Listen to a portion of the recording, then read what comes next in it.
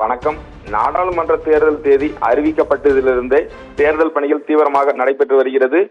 இந்தியாவை பொறுத்த வரைக்கும் 7 கட்டமாக தேர்தல் நடைபெற உள்ளது. இந்த நிலையில் நாடாளுமன்ற தேர்தல் தேதி அறிவிக்கப்பட்ட பணிகள் தீவிரமாக நடைபெற்று வருகிறது. தமிழகத்தில் நாடாளுமன்ற தேர்தல் அடுத்த மாதம் 19ஆம் தேதி நடைபெறுகிறது.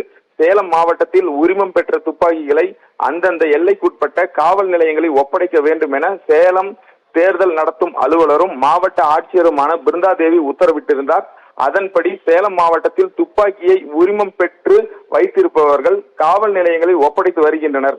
சேலம் மாநகரில் 420 பேரும், புறநகரில் 700 பேர் என மொத்தமாக 1120 பேர் துப்பாக்கிகளை திரும்ப ஒப்படைத்துள்ளனர்.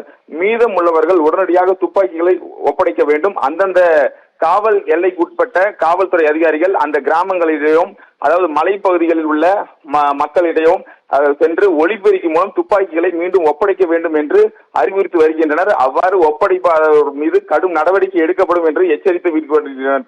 பிரவீன்.